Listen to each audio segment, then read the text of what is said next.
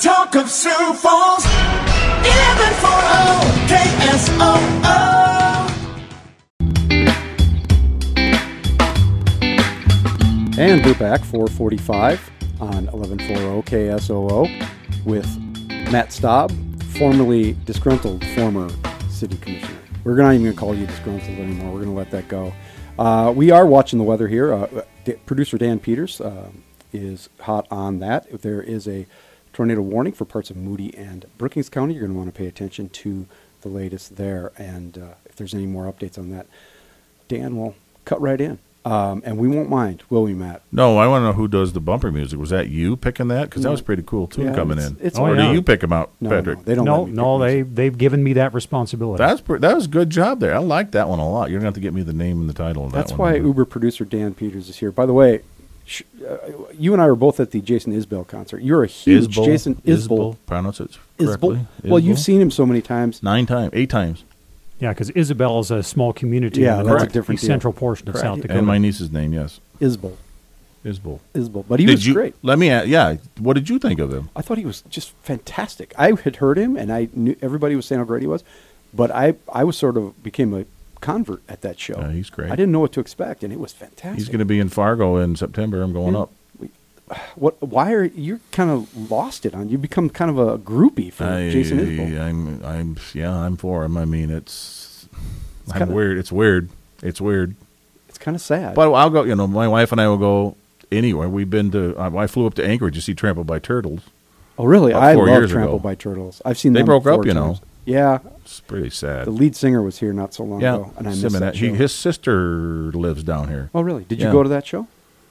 Yes, I did. Was it good? When he came down by himself? It's not quite the same. It's not the same. Yeah. So I have my memories. Matt Staab is here. He is now the current supervisor, one of the supervisors over in Split Rock Township, fighting for trees that were for Spook Road. But we're going to talk about real politics now, okay?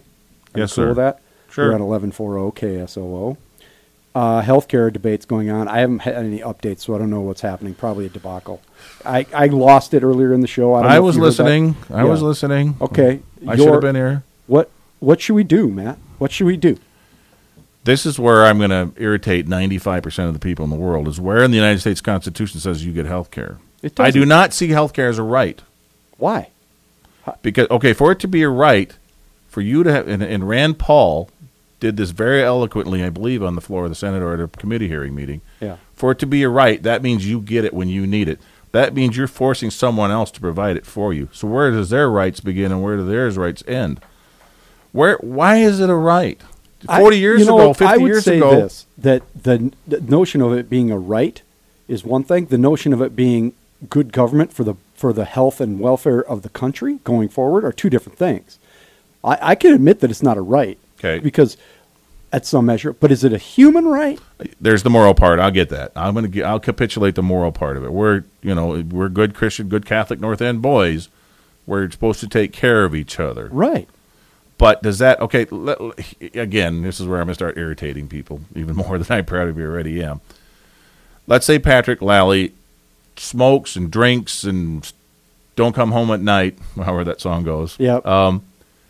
And doesn't take care of himself. Right. 350 pounds overweight. Right. Has no health care insurance. Right.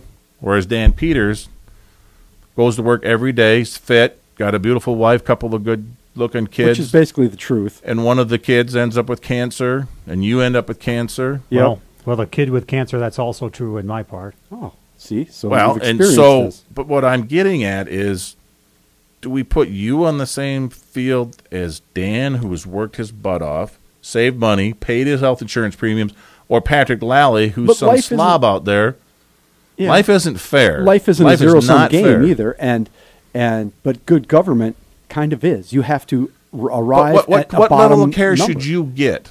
An irresponsible person. What if I walk into should they get hospital? the same as Dan? Let's say Dan and his wife have saved $100,000. They've taken out the insurance. They have it all. Their kid gets sick. They pour everything in it.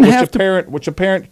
Why shouldn't you have to? Well, life because is a risk. Why, by the spin of the dial, the luck of the draw, if you don't have insurance, you are basically bankrupt versus somebody who did have insurance. Well, I have insurance right now. I get it's too expensive. But that whole, we get into the legal, the lawsuits and the fancy buildings and how much does a doctor need to make. I'm with you on that one. I'm with you on that one. But that's not even it. I mean, hospitals in underserved areas are going broke. They will go broke if they cut Medicaid and if there's no base level of coverage. I get that. It's not about if Sanford. we as people don't take care of each other, then it's going to eventually gravitate towards a group of people in black robes like you're seeing in England, where you're saying, well, is this person going to be good enough to be continued in health care, and an 11-month-old child who could have been saved if decisions have been made earlier instead of having it been sunk in the courts for 3 months. And that's ridiculous. That is ridiculous. But there are parts of Europe where they have base care, and then you can buy additional care. Well, so at some measure,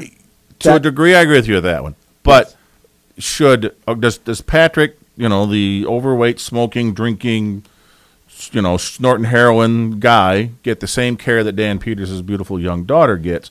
And then along those lines, because Dan's so successful, he's got, that $100,000. Can he spend that and get better care than Patrick does? In my opinion, yes. If I can afford it, I'm sorry that people don't make the money that perhaps they maybe should. You and I went to college. We made the sacrifices. Right. You're making the sacrifices now with to your serve health the insurance. people. My wife works for full-time because of health care, and she works for Avera. I mean, still. But sorry, that's the arrogance in me, and I'll be the first to admit it, that we have the resources. I should be able to go and say, you know what, I'm cutting in the front of the line because I can afford it. I've taken care of it. We've done our insurance.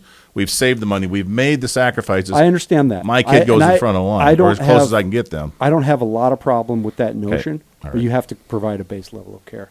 I'll For the go with you on record, that by one. the way, if people are just tuning in, Matt's description of me is not exactly correct. It's close, though. I don't snort heroin. The rest of it is pretty It's fine. snort. You don't smoke it. Snort- I don't know. What do you said do snort. with heroin? I don't even know. You inject it, but we'll come back to that. Matt Staab is here, and this is the Patrick Lalley Show on 1140 KSOO.